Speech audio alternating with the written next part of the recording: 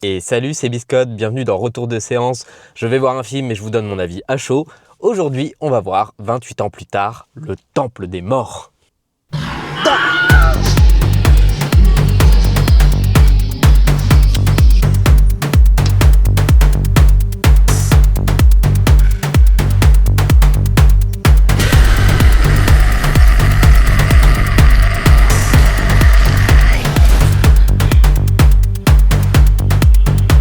Voilà, donc je sors de la séance, là je rentre tranquillement. Bon, déjà j'espère que vous allez bien.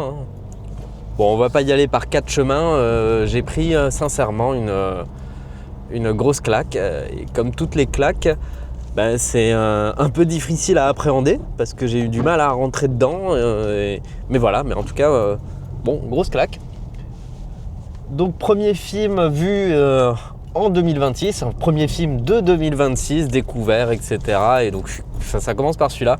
J'avoue que j'ai été pas mal déboussolé et ce qui est plutôt une bonne chose au final, parce que c'est pas du tout un film qui te prend par la main.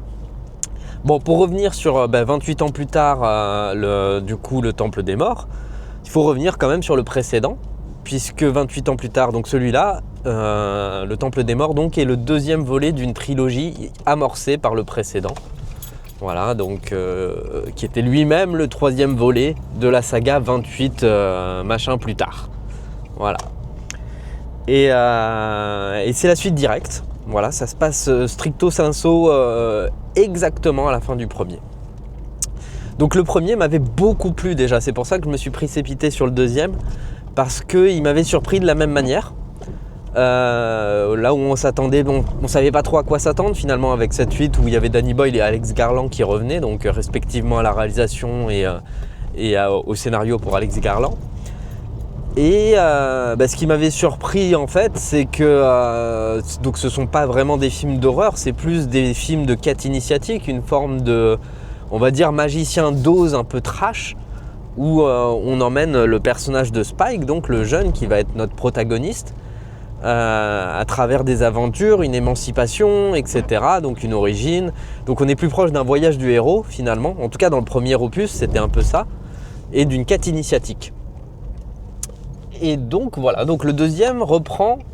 Je suis obligé, je vais spoiler peut-être un peu le premier. Donc on avait Spike qui en gros grandit dans un village, dans un monde post-apocalyptique, donc qui se réorganise en micro-société.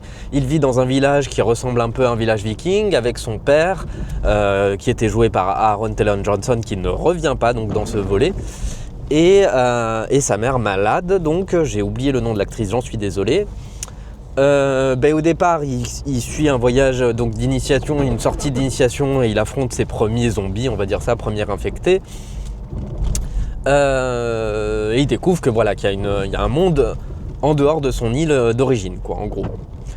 Voilà, et la deuxième partie du film, c'était donc Spike qui s'émancipe un peu de son père légèrement abusif, mais pas, voilà, enfin même pas mal abusif parfois, pour aller essayer de trouver un médecin et espérer sauver sa mère de la maladie qui l'a fait souffrir.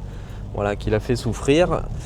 Et donc il finissait donc du coup par un voyage, il finissait par rencontrer le personnage de Kelson, incarné par Ralph Fiennes, qui est un ancien médecin et qui vit qui vit un peu cette fin du monde avec philosophie en gros, et dont le projet est de bâtir un memento mori, un temple des morts, où sans distinction il récupère les ossements des victimes donc de cette situation, que ce soit les humains ou les infectés.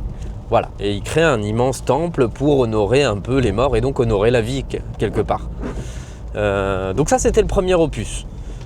Spike décide donc après cette rencontre et la mort de sa mère, donc du coup qui est euthanasiée en gros par Kelson, parce qu'il en fait il comprend qu'il ne peut pas la sauver, il ne peut pas la soigner. Fort de ce choc, de ce drame, Spike s'émancipe.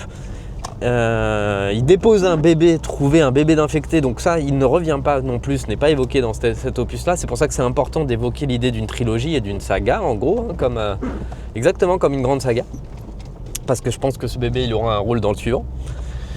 Et il finit par tomber sur un groupe de personnes, voilà, d'illuminés, dont le leader est Jimmy, un espèce de sociopathe, quoi, en gros, qui a créé une sorte de mini-secte qui s'amuse à faire des actes satanistes un peu à la Charles Manson, si vous voulez, dans ce monde qui est déjà de toute manière en perdition. Voilà. Donc il dénote pas, disons, dans le décor, et il est probablement plus horrible même encore que les infectés, puisqu'il le fait consciemment et en institutionnalisant la cruauté et la violence. Voilà en gros le début, ce qui nous fait retrouver Spike dans un truc, dans un délire un peu hardcore. Et ben, une des premières choses qui m'a secoué dans ce film, justement, c'est qu'il est ultra hardcore, quoi, mais vraiment pas dans le sens ludique, quoi. Ça fait longtemps, déjà j'ai de plus en plus de mal avec la violence au cinéma, mais ça faisait longtemps que j'avais pas eu ce dégoût de la violence, et c'est une bonne chose quelque part que la violence ne soit pas vue comme quelque chose de fun, mais comme quelque chose de dégueulasse. Et comme on suit cette espèce de secte qui s'amuse à commettre des actes violents, immoraux et à terroriser finalement les humains qu'ils rencontrent, il y a des séquences où j'étais là, what the fuck, je sais pas si j'ai envie de me mettre dans cet état-là. Ça m'a emmené dans des directions où t'es vraiment répugné. Et comme t'as le regard de Spike qui t'aide quand même, puisque Spike vomit à chaque fois, du coup, et horrifié par ce qui se passe et par finalement les massacres auxquels il participe de manière sourde, on va dire, il participe sans y participer, il en est témoin plus qu'il n'y participe. Voilà, il y a une certaine lenteur du récit, il y a une certaine qu'on retrouve, voilà.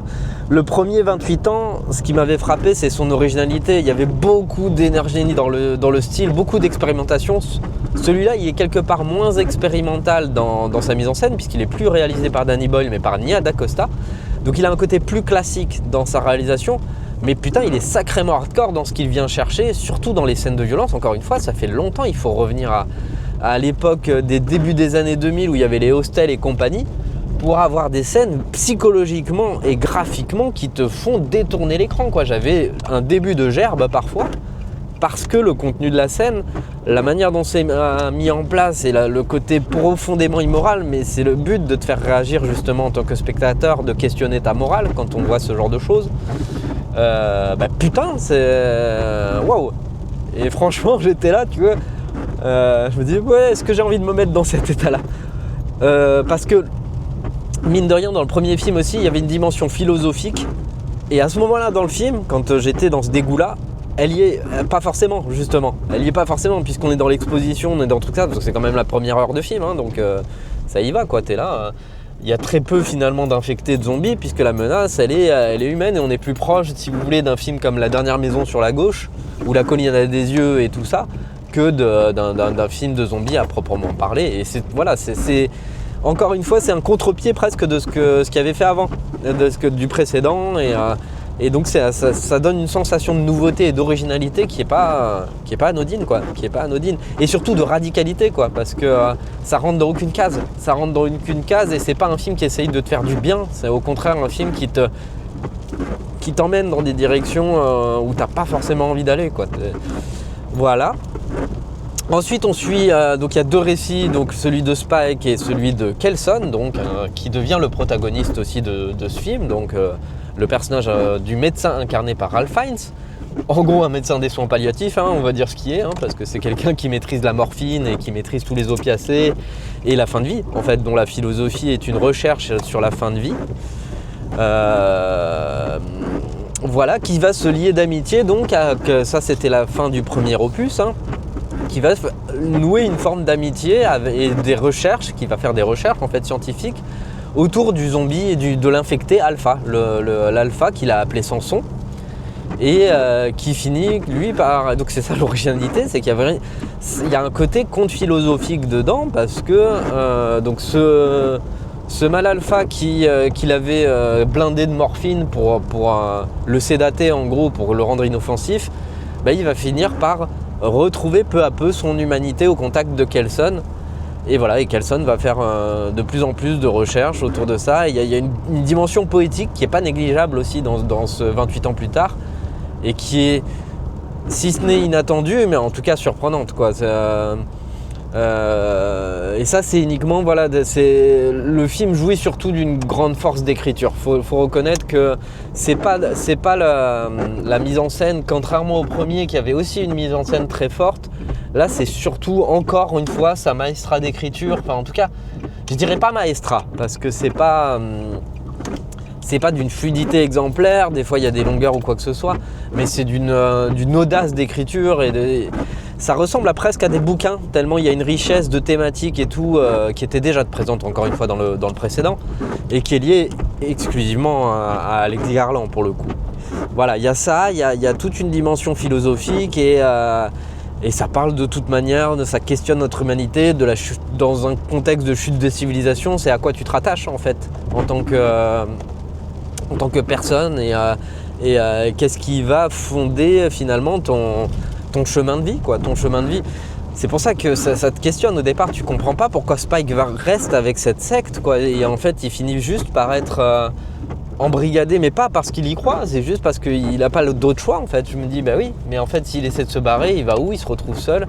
Donc voilà, c'est pas du tout le chemin initié par le précédent. Donc à quel point on peut se rattacher aussi à un groupe juste par solitude, quoi, en fait. Comme Spike est seul, il finit par se raccrocher à ce qu'il a, et la seule chose qu'il a, c'est cette secte de satanistes menée par Jimmy, qui a aussi son background. C'est-à-dire que c'est ça qui fait la force d'un bon méchant, c'est quand tu arrives à comprendre son background et à comprendre psychiatriquement comment il peut en arriver là. Et donc il y a une opposition de deux visions qui s'opposent, quoi, en gros. Donc en gros la rationalité, le pragmatisme et l'athéisme qui est représenté par Kelson, et de l'autre côté l'extrémisme, le fanatisme religieux, la mégalomanie d'une existence nihiliste et sans but si ce n'est de foutre le chaos, quoi, voilà, qui est représenté par Jimmy. Donc voilà, il y a cette espèce de duel qui est thématique et philosophique et qui rend le film passionnant parce que justement c'est un duel thématique, c'est un duel de valeurs, c'est un questionnement, et en tant que spectateur forcément tu te positionnes, mais ce que j'aime c'est qu'on est sans cesse dans la recherche, dans la compréhension. Voilà, il y a plein de choses passionnantes, notamment l'idée par exemple que de déconstruire la vision religieuse qu'on a des zombies, parce que les zombies, il y avait cette connotation forcément religieuse des zombies qui sortent de tombes, etc. Et comme 28 jours plus tard, c'était le renouveau du film de zombies, forcément il doit se positionner par rapport à ça. Donc il aborde le processus du mort-vivant, en gros, justement du zombie. Il le questionne et il le déconstruit sous l'angle de la science. En fait, il va expliquer que finalement, c'est donc on l'avait dit dès le 28 jours plus tard, mais c'est pas des zombies, c'est des infectés. Mais du coup, on va rationaliser tout ça en expliquant pourquoi ils deviennent violents du coup. Pourquoi ils deviennent violents ? Parce qu'il y a des formes de psychose qui commencent à se créer au sein des individus. Donc en fait, on replace l'humain, y compris chez les infectés, on replace la dimension humaine dans cette vision qu'on peut avoir. Et c'est pour ça, il me passionne, ce qu'ils essaient de créer et ce que j'avais perçu dans le premier déjà. C'est une recherche à partir du mythe du zombie sur la condition humaine et sur notre notion de perte d'humanité, sur notre notion de perte de civilisation et sur nos instincts, sur nos repères, sur nos valeurs, etc. Et comme mine de rien, on est dans une période où justement on est dans une chute de valeurs ou dans une recherche de valeurs ou quoi que ce soit, des films comme ça, philosophiquement, moi je les trouve passionnants. Je les trouve passionnants. Et formellement, je trouve ça passionnant de revenir à ça, à des films qui ne correspondent à rien, qui ne correspondent pas à ce que tu attends, qui ne correspondent pas à des cases. Et encore une fois, vraiment, à un moment, j'avais un doute au point dans les premières minutes. C'est pour ça qu'il faut s'accrocher, c'est pour ça que ça se mérite. Un choc cinéma, ça se mérite, ça se fait pas comme ça. Et le choc que j'ai eu, c'était que j'étais pas loin de me questionner si j'allais quitter la salle pour la première fois. J'étais à ce point dérangé, soit parce que ça m'emmerdait, soit parce que je savais pas où il voulait aller et que j'étais là, putain, mais où est-ce qu'il va ? Donc je dirais pas que le film est parfait. Voilà, je dirais pas que le film est parfait, clairement pas. Mais en tout cas, tout ce qu'il y a dedans, tout ce qu'il me met dedans, ça me passionne, quoi, parce que c'est des questions qui m'obsèdent justement quand tu as envie de t'interroger un peu sur notre notion d'existence et tout. Voilà, et c'est comment il arrive à mettre dans son récit ça sans être trop intellectualisant, même s'il c'est un peu intellectualisant. C'est clairement pas du film Netflix entre guillemets consommable. C'est un film qui se mérite, qui se digère. Et cette saga, donc du coup, moi, cette notion de trilogie de zombies, etc., je la trouve unique aussi. Je la trouve unique et je suis très content de voir une forme de cinéma encore tenter des trucs. Tu vois la saga qui commence à se dessiner. Le premier opus, il terminait par ce qui allait être mené au deuxième. Et donc la fin de ce Temple des Morts, c'est pareil. T'as une fin qui te dit putain, où est-ce qu'ils vont aller, sachant qu'ils ont bouclé quand même les thématiques. Ils ont clairement bouclé les thématiques mises en place dans le premier, sur le memento mori, sur la notion de mort, de sens de la vie, de tout ça. Où est-ce qu'ils vont aller dans le prochain? Qu'est-ce qu'ils vont explorer? En sachant que y a un personnage qui refait son apparition. Ça à la limite, vraiment je pense que ça va exciter certaines personnes. Mais pour le coup, c'est presque ce qui est de moins intéressant finalement. Ce qui est de moins intéressant, moi ce que j'avais adoré, c'était le personnage de Ralph Fiennes. Bon attention, je vais spoiler, hein. Ce personnage qui revient, c'est Cillian Murphy. Voilà, c'est Cillian Murphy. Et à la fin, il nous ramène à la saga 28 jours plus tard avec la musique et tout. Et Cillian Murphy qui va rencontrer donc les protagonistes de ces 28 ans, donc de Spike et sa nouvelle équipière, on va dire. Et je sais pas où ça va aller, ça m'a fait une sensation étrange, où j'avais les deux sagas qui se mélangeaient, j'étais là waouh. Et en même temps, ça m'a fait dire, mais attends, bon ça c'est un effet un peu à la Marvel quoi, c'est un peu un effet à la Marvel où genre ouais, je connais ce personnage, je suis content. Oui c'est vrai, on est content. Mais la question c'est qu'est-ce qu'ils vont en faire.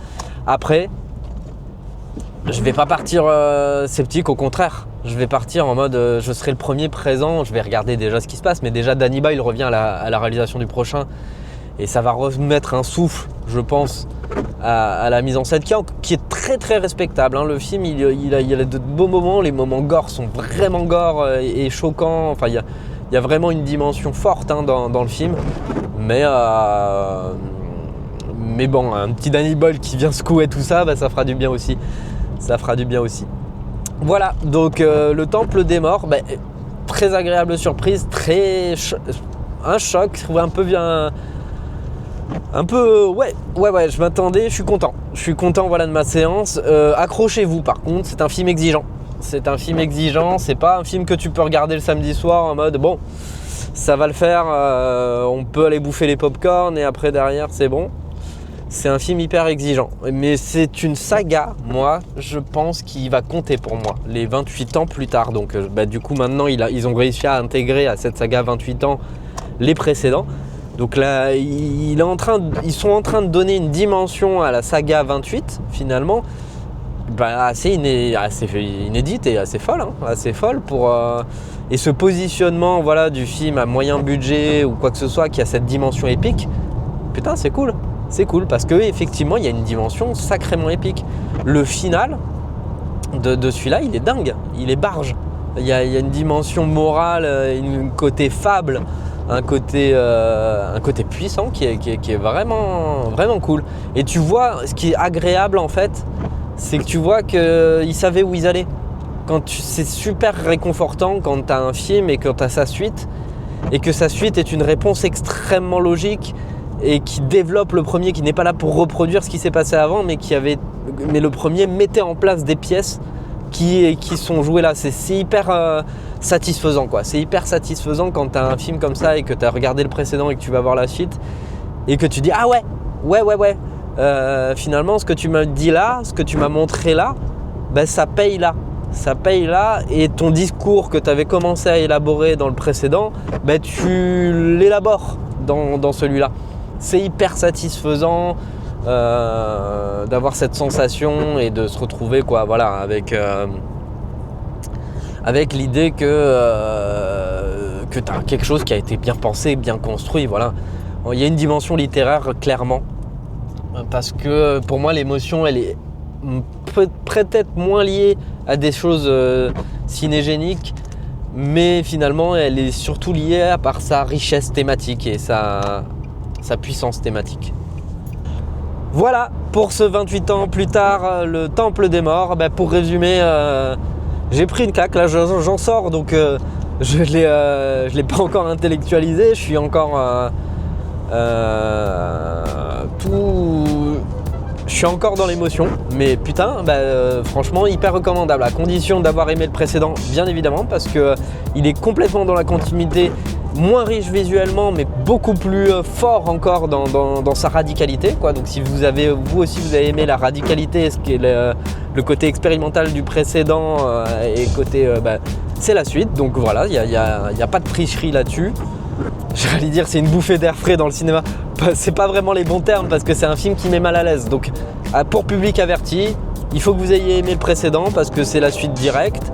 Dans ses qualités comme dans ses défauts, c'est un film exigeant.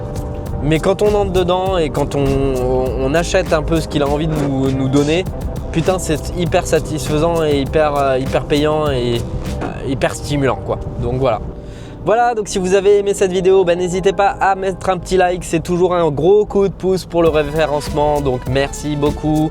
On s'abonne à la chaîne si on peut, c'est trop cool parce que j'essaie de développer plein de choses et c'est hyper important pour moi. Voilà, c'est une expression et j'essaie de développer plein de formats, plein de trucs pour la nourrir et j'ai plein encore d'idées en tête pas faites qui vont venir. Voilà.